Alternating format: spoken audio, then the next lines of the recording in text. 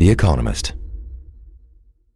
Since the 1920s, notwithstanding wartime, Britain has been bouncing back and forth between being led by Labour governments on the left and Conservative or Tory governments on the right.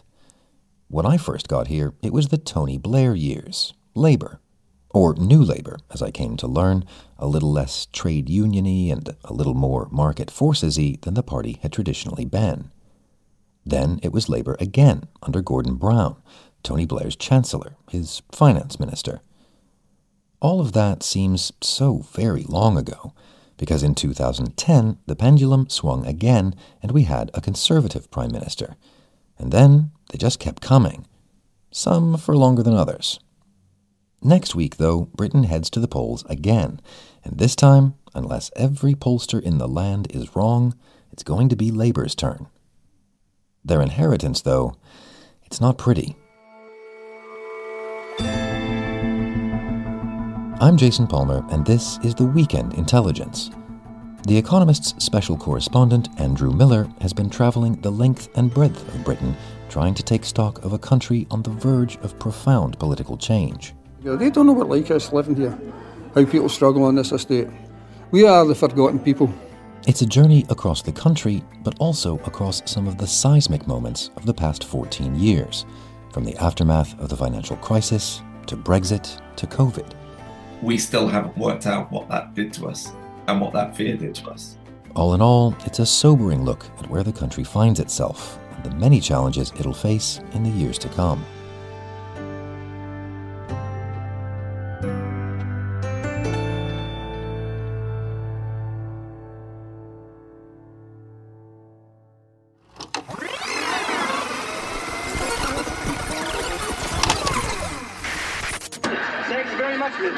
You build in.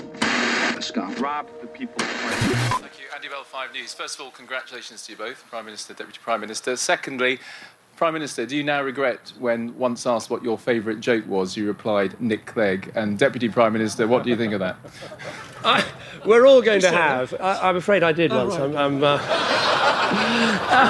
We're all... I'm back! We're all going to have things that we said thrown back at us, but we're looking at the bigger picture. We're looking at what a bold move like this with a strong, stable government can achieve. That was how it began, 14 tumultuous years ago. As I recall, it was a lovely sunny spring day in May 2010, and David Cameron was speaking in the garden of 10 Downing Street. I was writing the Economist's Badget column on British politics at the time, so I was there, dimly worrying about sunburn, at the historic moment when Cameron and Nick Clegg, the leader of the Liberal Democrats, announced the formation of the first coalition government in Britain since the Second World War. Although the economic outlook was tricky, after 13 years of Labour rule, there was lots of talk about bold ideas and a new kind of politics, along with lots of dodgy puns about nuptials involving Cameron and Clegg. I was as guilty of those as anyone. The two politicians, I said in a column headlined The Love-In, made a startlingly lovely couple. Both Cameron and Clegg, I noted a bit meanly, were 43, tall, posh, and, as Martin Amis wrote of a certain kind of well-bred Englishman, pointlessly handsome. That coalition lasted 5 years, longer than many observers expected, after which the Conservatives governed on their own. Now, after several more general elections, and no less than 5 prime ministers, of varying degrees of competence, it looks as if the Tories will lose power at the election on July the 4th. By the end of next week, Sir Keir Starmer, the current Labour leader, will probably be the Prime Minister. This time, there isn't much optimism in the air, truth be told. More a kind of scratchy exhaustion. But how far does the reality of Britain justify the ambient sense of fatalism and dismay? Compared with 14 years ago, how different a place is the country today? These questions aren't only about politicians and policies. Countries are always more complicated and interesting than that. Back in 2010, before the era of podcasts, I looked back on the Labour years for The Economist, and I realised that over such a long stretch of time, a nation, like a marriage, can change in slow, tectonic ways which, day by day, you hardly notice, and that many of these changes have little to do with governments. Back then, I mentioned the continued rise of Asian manufacturing, plus the development of the internet and budget airlines. When I thought about what the outgoing government had achieved, I realised that some of its innovations had already become orthodoxies: civil partnerships, the minimum wage, the Scottish Parliament. Now, on the cusp of another transition of power, I wonder what other changes I might have lost sight of, and which will be remembered by history. In 2024, after 14 years of Tory rule, after the Brexit referendum and the Covid pandemic, what is the story of modern Britain?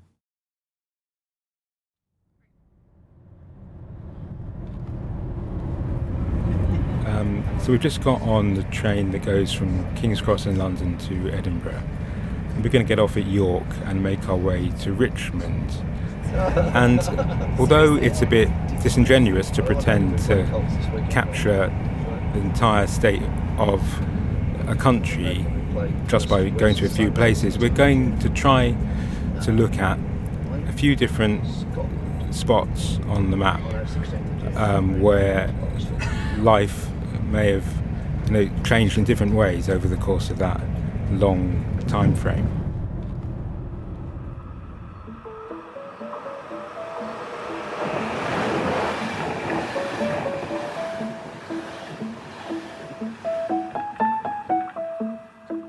Since 2015, Richmond has been represented in Parliament by Rishi Sunak, the probably outgoing Prime Minister. The area is one of the most beautiful bits of the country. Is this Rishi Sunak's house? Yes. That one here, yeah? Yes. I thought so. Okay. What, are you going to see him? No, we're not. But we are journalists, so we just wanted to have a look, see where he lived. So. It's a landscape of dry stone walls, the rolling countryside of the Yorkshire Dales, picture postcard villages, and pubs named after agricultural animals. If you have an image in your mind of rural England, this is probably what it looks like. There's something kind of eternal about it, immune to the ravages of politics. At least, it seems that way. We are approaching the town of Richmond in North Yorkshire, which is known for its picturesque castle. It's also known for having voted Conservative since 1910, I believe. It's a place with very low levels of deprivation, not sort of super wealthy population, but very few who are struggling very badly.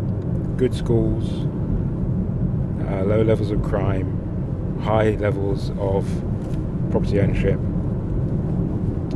So let's find out what the concerns are of people in the run-up to the election. We're going to do that first by talking to Daniel Callaghan, who is the Liberal Democrat entrusted with the task of trying to unseat Rishi Sunak, the Prime Minister.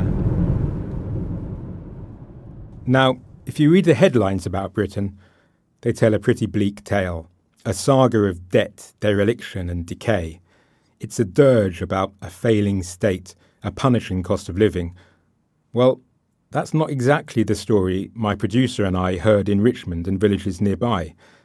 That's not to say that life there is perfect. It has its problems, as Daniel, the Liberal Democrat candidate, insisted to me. I think, you arrive here, it is a beautiful place, but if you look under the surface and if you speak to people who are actually living here, you find out life has become harder.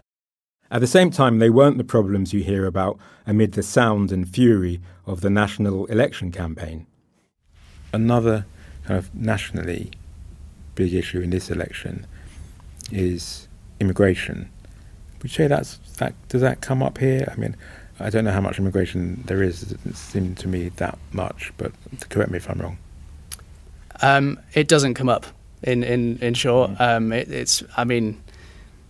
I can't remember the last time someone raised immigration on the door here. Human beings don't live in the headlines.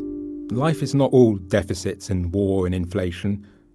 Another way of putting it is that it's dangerous to make sweeping judgments about a country of around 68 million people. The safest generalisations about it may be that the population has grown, roughly by a whopping 5 million since 2010, and become even more diverse, although not in Richmond, which is almost entirely white.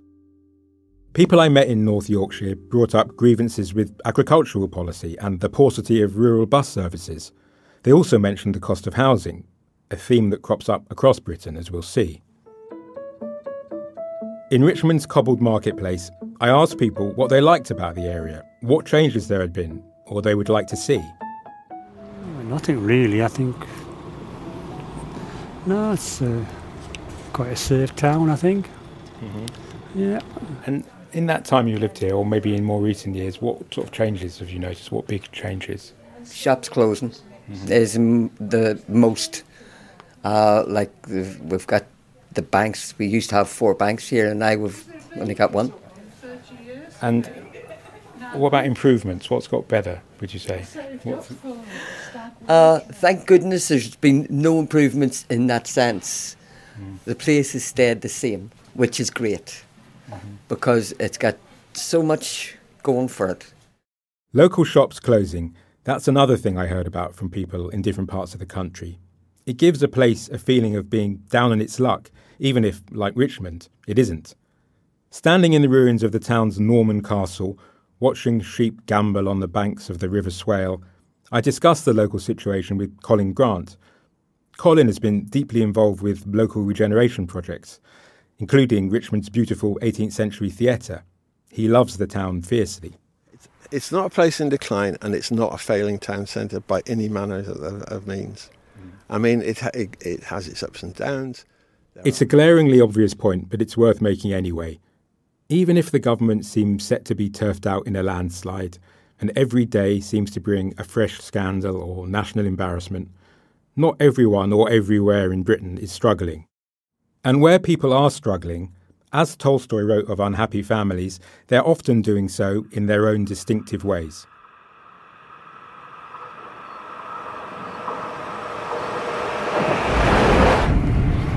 Well, we're on our way back to London from Yorkshire. So I think really what we've learned overall is that there's a lot of truth in the adage that all politics is local, and that the overall picture you get of a country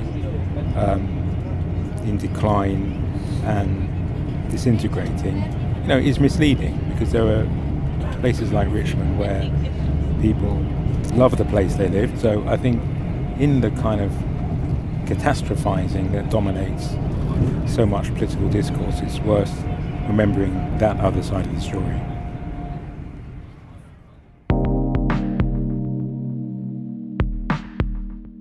That was the upbeat part, because, I'm sorry to be the bearer of bad news, all that dereliction and decay is real.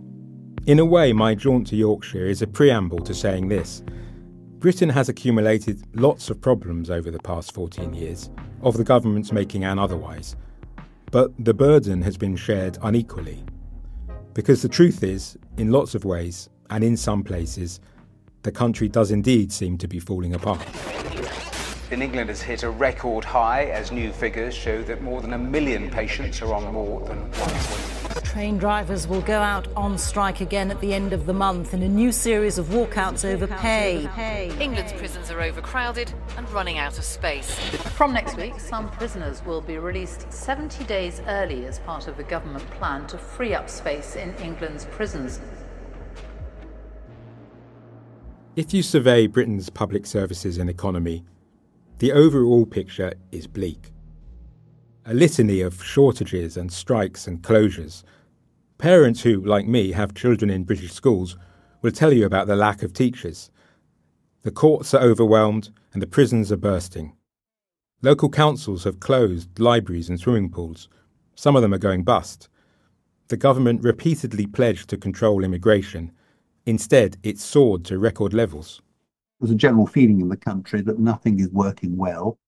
I asked Sir Verdon Bogdanor of King's College London what he makes of it all. He's one of the wisest observers of British political history. I used to chat with him a lot when I was writing the Badgett column. He tends to be a bit more upbeat than I am. I'm very worried about the future of the country. The health service obviously crumbling.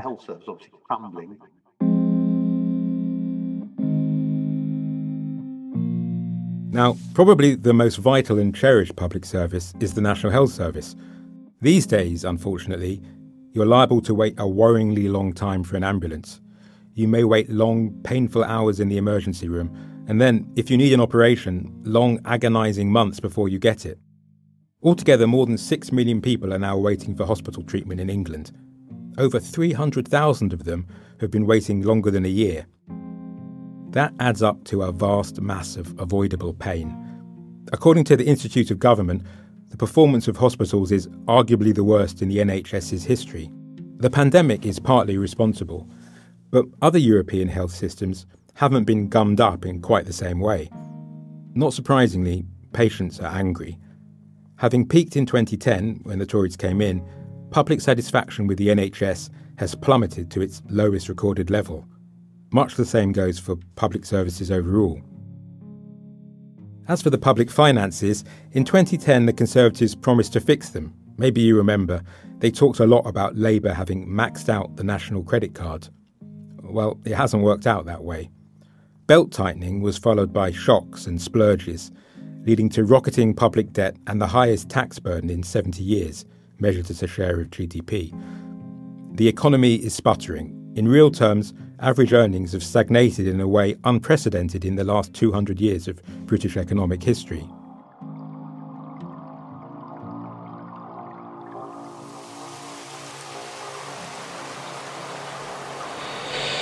The sewage discharges into rivers and seas reached record levels last year. To top it all off, there's a noxious scandal about leaks of sewage into Britain's waterways, including into the pretty River Swale, which runs below Richmond Castle. Commentators have seized on the effluent as a metaphor for the general woe, but it sometimes seemed to me that Britain is turning into a giant dysfunctional metaphor for itself. As a result of all that, according to a recent poll for YouGov, 3/4 of Britons think the country is in a worse state now than it was 14 years ago. I've been thinking about this ever since your email. Jack Thorne is one of Britain's top modern playwrights and screenwriters. He's probably best known for Harry Potter and the Cursed Child, but he's also written some biting state-of-the-nation dramas. If you were writing a play about now, what would be the, not necessarily the story, but what would be the mood? I think genuine confusion. Genuine confusion about what's going wrong and why it's going wrong. Genuine confusion about why we're in this mess and who brought us here. As you would expect, there are lots of answers to that question. Some specific to Britain, some extending beyond its borders and, as I mentioned earlier, beyond the control of the government. For instance, when historians look back at this era, I suspect one change they will highlight is the way technology, and social media in particular, have affected the way people relate to each other and how we all think about politics.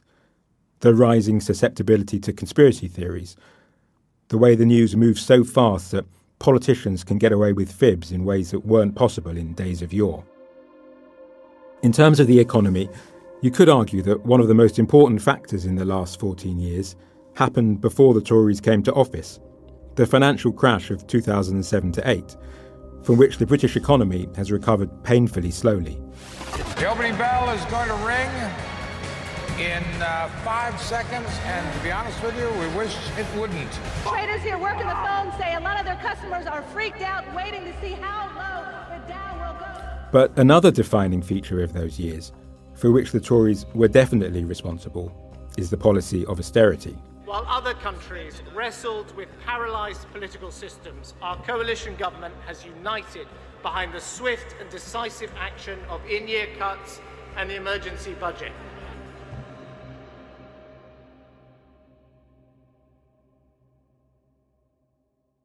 That decisive action became known as austerity, a term for a programme of hard, fast cuts to state spending, welfare and public services that began in 2010.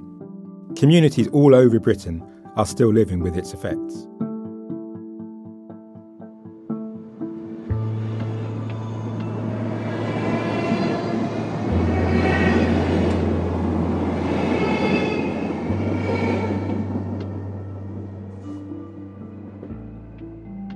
We're here in Easter House in Glasgow on a misty morning.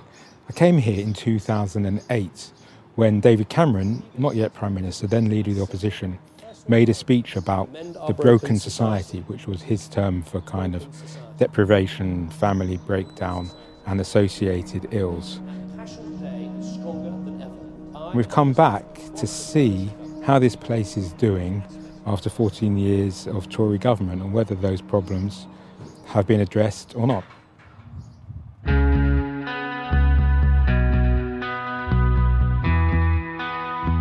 Easter House is a large housing scheme in the East End of Glasgow, Scotland's biggest city. It was built from the 1950s as the slums of Glasgow were cleared, a place founded on good intentions that didn't pan out in practice. Instead, many of the residents of the grey tenement housing were to be impoverished and neglected. Then, in the 21st century, Easter House became a landmark in Conservative thinking. The hardship here inspired Sir Ian Duncan Smith, a former party leader, to think anew about poverty, and he took his thinking into government as Cameron's Welfare Secretary. In my very first act as leader of this party, I signalled my personal priority to mend our broken society. Part of Cameron's solution to the broken society and the problems it connoted like ill health, crime, addiction and welfare dependency was what he called the big society. I didn't invent the big society. It's been evident in many of our communities. What I want to do is just make sure that we do more of it, that we enable people to play a bigger role, and community groups and voluntary groups to play a bigger role. Alas, the big society was a pretty wishy-washy idea. It was never really clear whether it meant the state would provide services in nimbler and more imaginative ways, or just stand back and hope someone else got on with it. The big society became one of many slogans, along with levelling up and take back control, which are no longer much mentioned, a bit like embarrassing relatives. We are going to unite and level up. Unite. It would be nice to think that one result of the past 14 years will be an end to government by slogan. We'll see. Anyway, to go back to Easter House, I took a tour around the neighbourhood with Stuart Patterson. Stuart is a fast-talking raconteur, a man with a big smile and an eventful backstory. So I dropped out of school at 15 in that building there. It didn't look like that then. And then I started back 32 years later in Glasgow Kelvin. These days he's a pastor and community worker. But as a teenager growing up here, he was a member of a territorial gang and became a drug addict. As Stuart showed me, a lot of the original tenements have been replaced with more modern and spacious houses. That revamp had already started when I came here in 2008, but now it's gone much further. And in another improvement, the street gang culture of earlier decades is no more. So this was another gang's area. This was our rivals, our main rivals.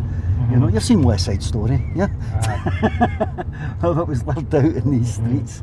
Stuart pointed out the roads down which he was chased and the fields where his gang fought pitched battles with their enemies. But it was clear that he loved the place today. This is a great community that just needs to be shown some love.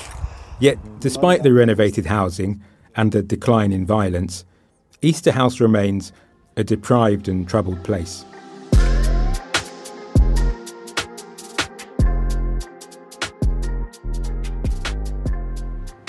So we're heading to an old library building in the Lochs shopping centre, which has been turned into a community centre where all kinds of activities for pensioners and children take place.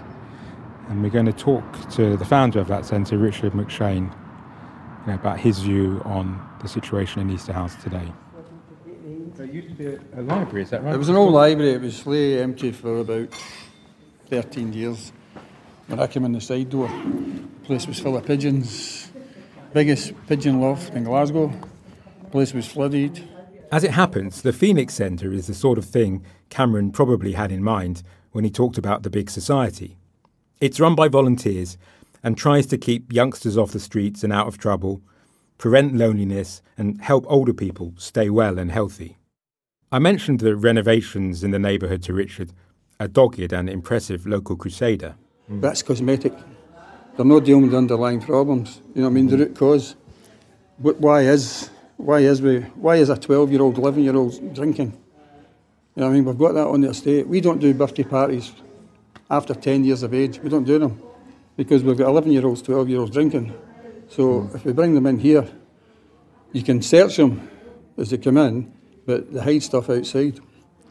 So it's unfortunate if you're 11, 12, 13 and upwards, you're not going to get a birthday party on the estate because the trouble it brings along with it. That's very sad. It's terrible. We were talking about the impact of austerity on neighbourhoods like Easterhouse. Richard was scathing about its architects. They don't know what like us living here, how people struggle on this estate. We are the forgotten people. That's the way I look at it.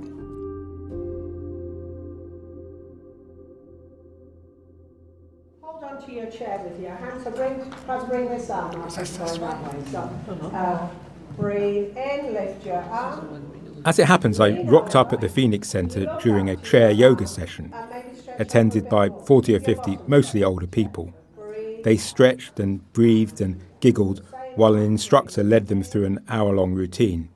It's a way to keep people mobile and give them a chance to socialise. I spoke to a couple of ladies about their situation and their neighbours. I'm trying to put this politely. Don't worry. The changes in the government, the austerity's worse. I would say that, definitely.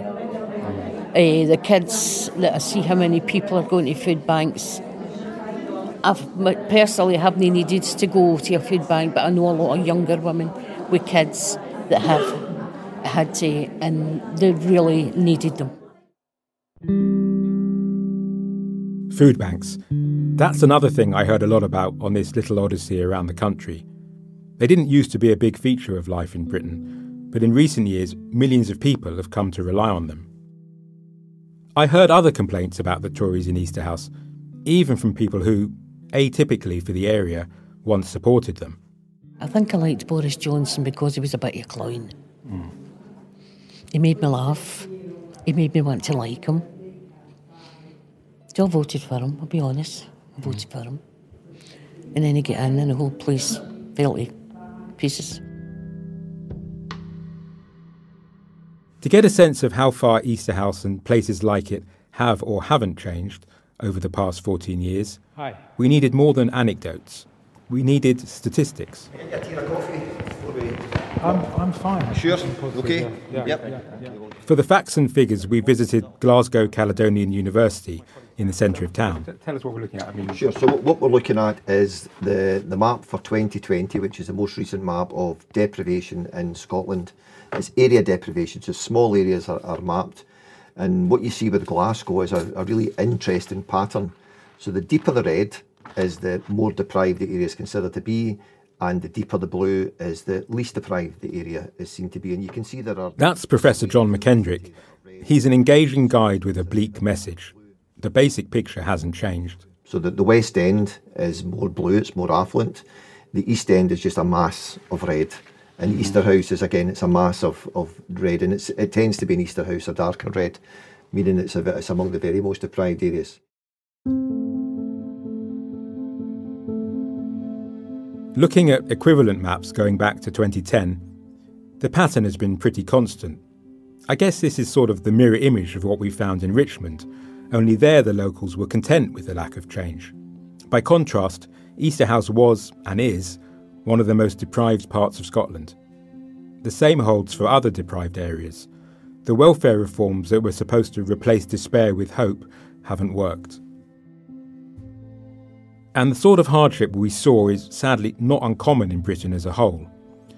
Child poverty has risen since 2010. The Joseph Rowntree Foundation, a think tank, has gauged levels of destitution. In other words, people going without some of the essentials of life, like shelter or food. In 2022, around 3.8 million people experienced destitution in Britain, well over double the number in 2017.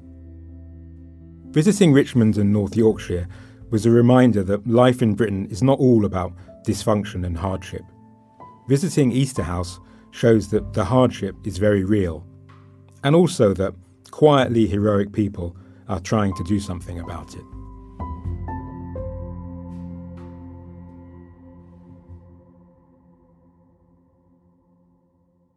Now, a decade ago, in one of the big dramas of the Tory years that these days feel like ancient history, Scotland had a referendum on whether to become independent. It voted no. Yet its status in the United Kingdom, and that of Northern Ireland, is still wobbly, in part because of the other bilious referendum that followed in 2016. Both Scotland and Northern Ireland opted to stay in the European Union. The decision to leave bolstered the argument for divorcing Britain instead. The Brexit referendum did and meant a lot more than that. It was the great political rupture of the past 14 years in Britain. It was a horrible, poisonous, dishonest contest, joining the miners' strike of the mid-1980s and the Iraq War among the most divisive political episodes of my lifetime. I wasn't actually in Britain at the time of the vote. I was a correspondent in America, based in the South, which is home to lots of Trump supporters. Quite a few people congratulated me on the result, which was a bit awkward because I wasn't celebrating at all. Watching the results in a motel room in Kentucky, I had a distinct sinking feeling that Britain was changing irrevocably. As we leave the European Union, we will forge a bold new positive role for ourselves in the world. And we will make Britain a country that works not for a privileged few, but for every one of us. That will be the mission of the government I lead. And together, we will build a better Britain. What really drove that outcome is still contested. Was it a misguided quest for perfect sovereignty, a protest against mass immigration, the end of the dream of economic liberalism, or just a yelp of anger and despair? Whatever it was about, by now the results are becoming clear. In economic terms, Brexit has been a failure. It has hurt Britain's long-term prospects for growth and productivity. It has damaged investment. Other developed countries have faced many of the same economic problems as Britain, including sputtering growth, ageing populations and inflation. But we have exacerbated them with Brexit. I suppose you could call that an exercise of sovereignty. Politically, it's been even worse. Brexit released a miasma of dishonesty into public debate as ministers defended a flailing policy that some of them never believed in. Permanent crisis engulfed the government, which was too distracted and riven by Brexit to focus on much else. Now, parties that govern for long enough tend to wind up sinking in their own mistakes, in office but barely in power. We've seen that movie in Britain a couple of times before. Even so, the chaos unleashed by Brexit has been unique in modern British history. Without it, out of her depth Theresa May would probably never have been Prime Minister. But it is now clear to me that it is in the best interests of the country for a new Prime Minister to lead that effort. Britain would probably have been spared the disgrace of Johnson's premiership. It is clearly now the will of the Parliamentary Conservative Party that there should be a new leader of that party and therefore a new Prime Minister.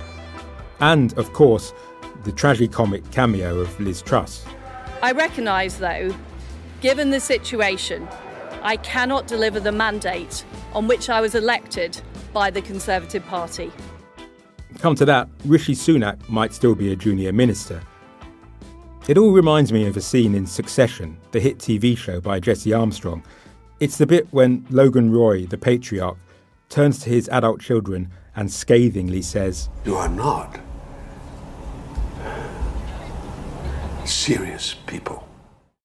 Partly to investigate the effects of Brexit, I visited Basildon in southeast England, about 25 miles east of London.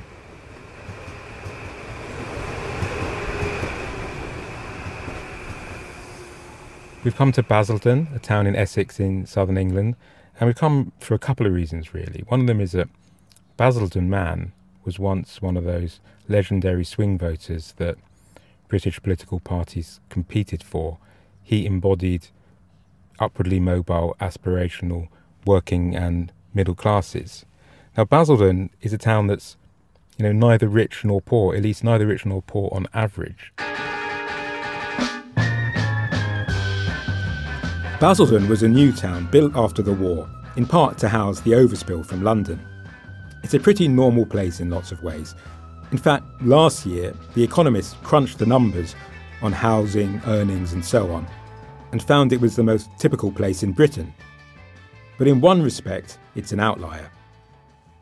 In the referendum of 2016, Basildon was one of the most pro-Brexit towns in the country, despite, or perhaps because of, the fact that it's had little foreign immigration, one of the Brexiteers' main gripes. More than 2/3 of residents voted to leave. So we're in Robin's Pie and Mash Shop in Basildon Town Centre, which is by a long way the liveliest bit of Basildon we've seen. And you really get a sense here of the kind of sociology of quite a lot of Essex, this is basically a part of England that is home to lots of people who've moved out of the East End of London, either because of bombing in the Second World War, because of overcrowding and new people moving in. And in this pie and mash shop, it's got a very recognisable menu to anyone who, grew up a long time ago in the East End. It's pies and mash, and the only other option is hot eels. 20 years ago, I wrote a book about London's East End, so this atmosphere made me feel a bit nostalgic, but not nostalgic enough to eat a hot eel. Do you live in Basildon? Unfortunately, I do. Oh dear, that doesn't sound very positive. Don't like the place, never did. How long have you lived here? Over 30 years. Really? And you've never liked it? No. What are its kind of disadvantages? We have no shops, except second-hand shops, pound shops, vaping shops. Can't think of any others, but there are others that are useless. Yeah. Do you think that's changed? Has it got worse in terms of like the local? Well, since COVID, it's got worse. Yes, of course it has. I think COVID's killed a lot of shops. Oh, it's got a lot to answer for, in my opinion. Yeah. Closed shops again. The problems people notice and worry about aren't always the big ticket ones. We also, of course, asked about Brexit and how people in Basildon think about it now. I heard that it was interfering with regeneration projects because of trouble with labour and imports. David Barnes, a ponytailed IT entrepreneur, bemoaned the extra admin and delays it has involved. It really is those costs, the paperwork and the headache and the time, where the just-in-time ordering and just-in-time delivery, they had something in the order of, it was like something like 2 weeks. You're now looking at 4 to 5 months, and that's added a production cost. But it's not that you've met people saying, I hold up my hands, I got it wrong. You're not at that stage. It's almost down the pub when you're chatting over a beer. People have said, maybe if I was doing it again this time, I would think differently. It's fair to say that the minority in Basildon who voted to remain feel vindicated. I mean, it's on its knees now anymore. It'd be on its elbows, and your face will be in it. And as for the sewerage, what a disgrace. Yeah. What do you think about the Brexit? They've lied about Brexit. They didn't tell us the truth. And they didn't tell us how, it was going to be so wonderful. Every week, we send £350 million to Brussels.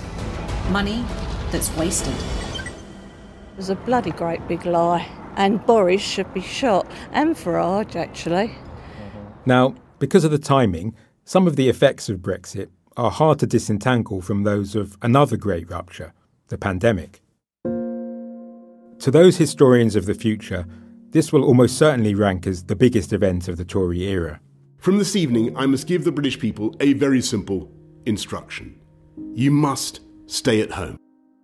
When we think about the way Britain has changed, the coronavirus has been a big part of it, as it has for other countries. First and foremost, the suffering and bereavement. Then the momentous policies to prop up the economy and their huge costs. The long-term effects on businesses, hybrid working and city centres. And, as the playwright Jack Thorne says, probably other things that we're not aware of yet. I think we still haven't worked out what that did to us and what that fear did to us.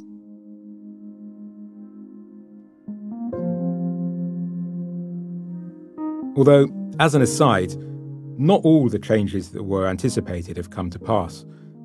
You may remember there was a lot of talk about how, when the virus was conquered, there would be more social solidarity, more value and respect for key workers. It reminded me of the optimistic talk about the London Olympics of 2012. Yep, that was under the Tories too. If you were in London in 2012, you'll recall the heady atmosphere of that summer.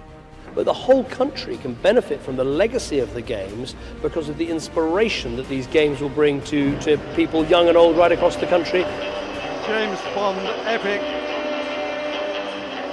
starring Daniel Craig and Her Majesty the Queen. The Olympics, people thought and hoped, were going to change Britain, making it more tolerant and united. A genuinely atomised, sometimes fractious place has seemed to cohere, I wrote in a column.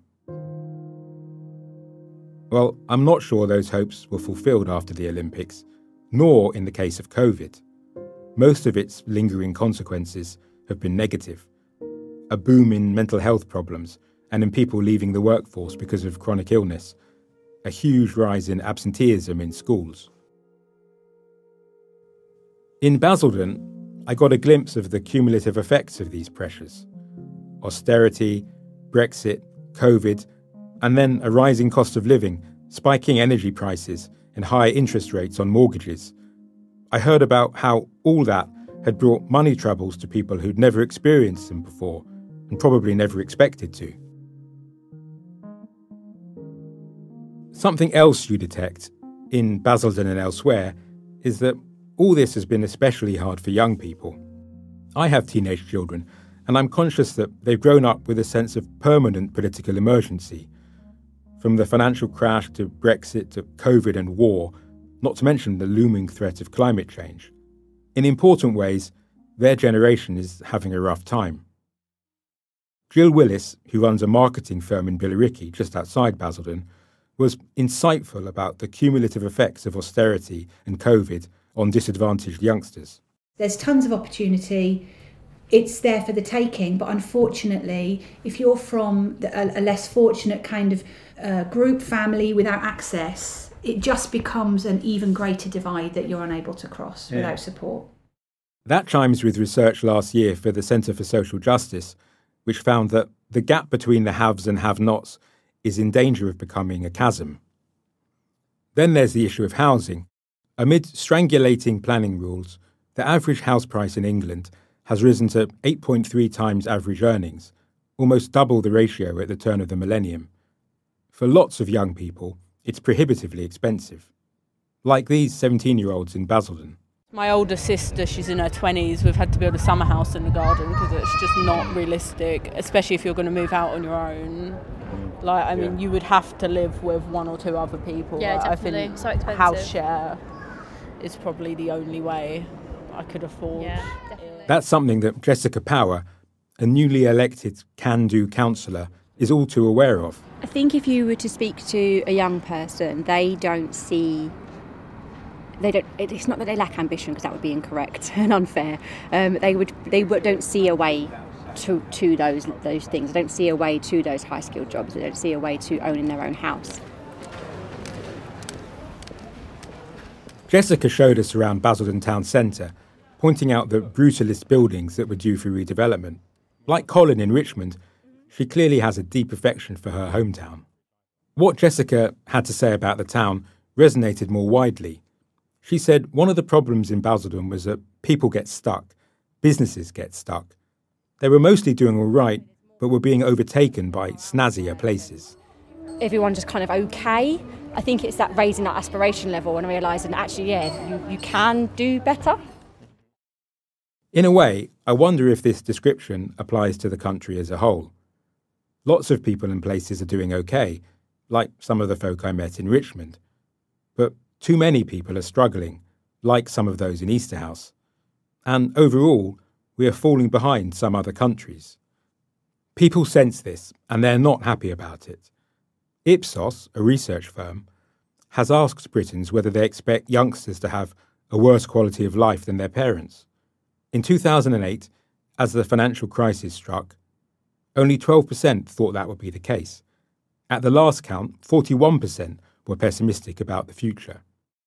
When historians look back at this period, I wonder if they'll see it as a time when Britain subsided into its fate as a poor, rich country. And I wonder if the death of the Queen, one of those events outside politics that can count for so much, will come to be seen in the future as symbolic of an era ending in a wider sense too. Within the past few minutes, Buckingham Palace has announced the death of Her Majesty Queen Elizabeth II.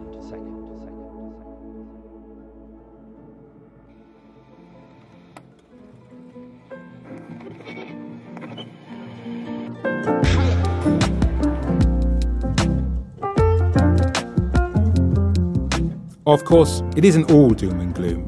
There are pretty bits of the picture of Britain, not all of them in North Yorkshire. For instance, the fact that so many people still want to come here. The immigration figures have been an embarrassment to the Tories, but they're a compliment to the country. London has bounced back from Brexit and Covid. It's still one of the world's most magnificent cities, even if the gap between it and the rest of the country is widening when it was meant to shrink. Britain has risen up some international tables of educational performance. There's been progress on renewable energy. And less tangibly, and not in a way that anyone intended, perhaps the country has found an overdue sense of humility. Henceforth, it might be less likely to brag of its healthcare or armed forces being the best in the world. It may be less reflexively determined to punch above its weight. For those who think Britain has suffered from a form of post-imperial hubris, that's a hard-won gain. Meanwhile, alongside the woes Britain has faced, consider those it dodged. Some cynical British politicians have tried to ignite US-style culture wars about statues and how history is written and taught, but by and large, Britons have responded with a shrug. We're just not as excitable as Americans about that kind of thing.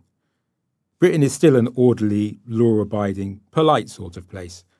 It's still a country in which strangers apologise to you if you step on their foot.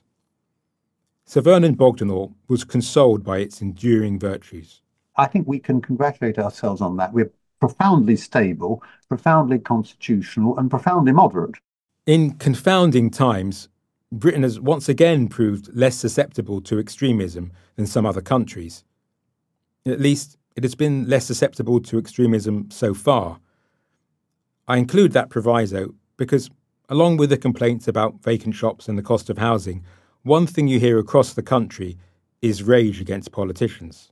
They tend to be looking after themselves and to hell with the country. Oh, everybody's been doing sun is lining their own pockets as far as I can see. Maybe I shouldn't say that, but that's what I meant. How can I put it politely? Nobody, I feel nobody's doing anything for them. I think politicians lie, and I have no respect now for many politicians at all. I think they are liars. I don't think you can trust any of them. Perhaps this too is partly a result of Brexit, which has left lots of people on both sides of the argument feeling let down. But it goes deeper than that, I think. In 21st century Britain, as in other countries, people want the state to protect them from pandemics, from the fallout of globalisation, from foreign threats, from inflation, and instead, here it seems to be floundering. I asked David Kynaston, a distinguished historian of post-war Britain, and another of my wisest sources, what he made of the current situation. He mentioned the resurgence of populism in the shape of the Reform Party, led by Nigel Farage. And in trepidation, he invoked the famous ending of The Second Coming, a poem by W.B. Yeats. You know, it's the one with the lines, "Things fall apart, the centre cannot hold, mere anarchy is loosed upon the world." The best lack all conviction, Yeats wrote, while the worst are full of passionate intensity. Then this thrilling conclusion.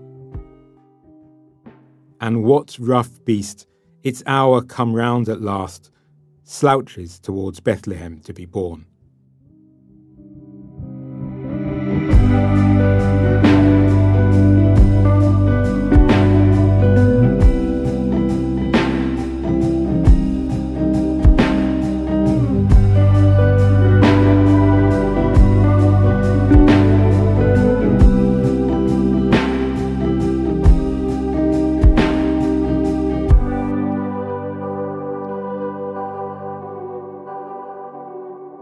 Thanks for listening to The Weekend Intelligence.